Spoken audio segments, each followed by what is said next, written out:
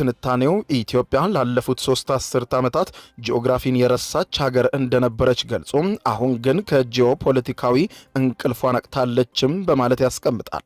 ኢትዮጵያ አሁን ፊቷን ወደ ሁለቱ ውሃዎች ማለትም ወደ ናይል ወንዝና ወደ ቀይ ባህር ማዞሯን የጠቆመው ጽሑፉ አሁን ባለው ውስብስብ የቀይ ባህር ወታደራዊና የጸጥታ ቀውስ ውስጥ የኢትዮጵያ ህልውናና ብልጽግና ያለ ባህር በር ሊረጋገጥ አይችልም የሚል አቋም ላይ መድረሷንም ያስረግጣል።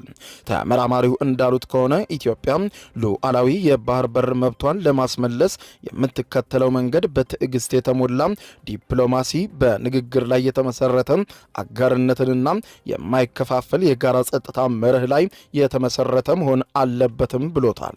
ጽሑፉ ሲያጠቃልልም ግብጽና ኤርትራ ቀይ ባህርን እንደ የአረብ ሐይቅ ወይም አረብ ሌክ አድርገው የመሳል ሙከራ ከታሪካዊና ነባራዊ እውነታ ጋር የሚጋጭ ነው ሲል ያስቀምጠዋል።